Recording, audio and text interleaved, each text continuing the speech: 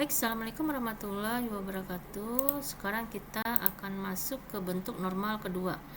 Nah, sebelumnya udah Ibu jelaskan mengenai bentuk normal pertama adalah bahwasanya setiap atribut, setiap baris itu tidak boleh memiliki nilai yang banyak.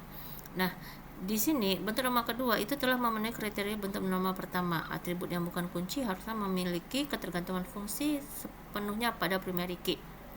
Nah, kalau kita contohkan ini adalah bentuk normal pertama, ya ada 1, 2, 3, 4, ada 8 kolom.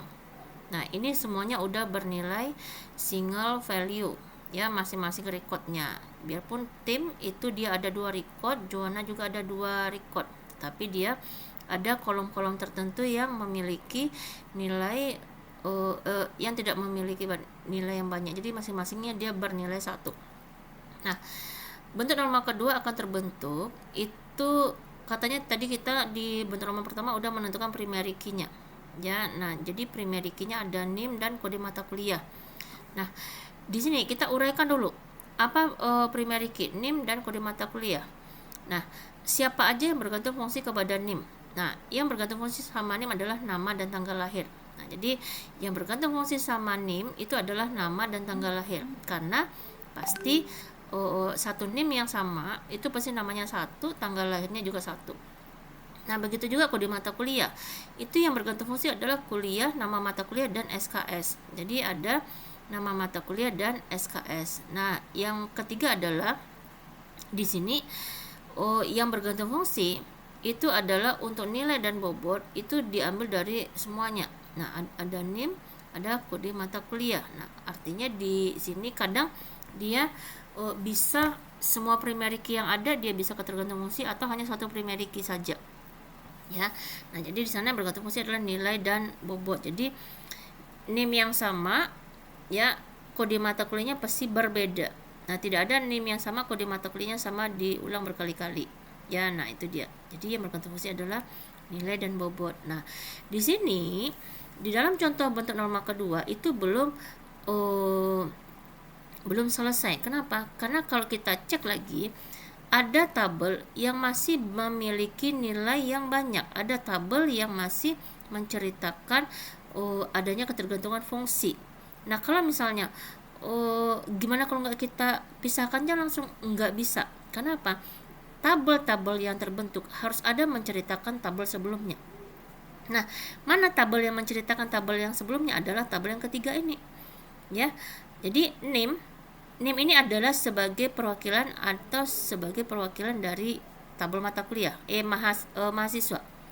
Kode mata kuliah itu perwakilan dari tabel mata kuliah. Nah, jadi artinya apa?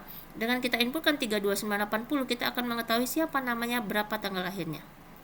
Nah, dengan menginputkan TE 100 apa mata kuliahnya, nah berapa SKS dan seterusnya. Jadi ini adalah menceritakan informasi sebelumnya. Jadi ini adalah sebuah tabel yang sudah disingkat. Nah, kalau kita lihat dari bentuk normal pertama, ini di sini masih banyaknya nilai yang berulang-ulang. Nah, jadi nilai yang sama di sini ditulis berkali-kali. Nah, gitu dia. Jadi banyaknya kolom yang harus diisi. Kalau misalnya hanya sampai bentuk normal pertama saja. Nah, ini normal kedua, ya. Nah, jadi ini adalah tabel yang terbentuk. Jadi sebelum Ananda membuat tabelnya, Ananda harus uraikan dulu seperti ini. Nah, ini nanti untuk ujian ini Ibu lihat nih, apa ada nggak penguraian datanya. Nah, baru Ananda buat tabel yang terbentuk. Jadi nggak perlu kalau tim, kalau di sini kan si tim itu ada 2 record. Nah, nggak perlu untuk tabel yang pertama itu tim juga dibuat 2 kali. Nah, cukup sekali aja karena informasinya antara record 1 dengan record keduanya sama, ya. Nah, ini adalah diagram ketergantungan fungsi. Diagram ketergantungan fungsi diambil dari bentuk normal kedua. Nah, di tengah ini apa primary key-nya? Nah, ya, apa primary key-nya? Nah, di sini ada tanda panah yang langsung ke dalam primary key, ada tanda panah yang di luar. Nah, artinya apa?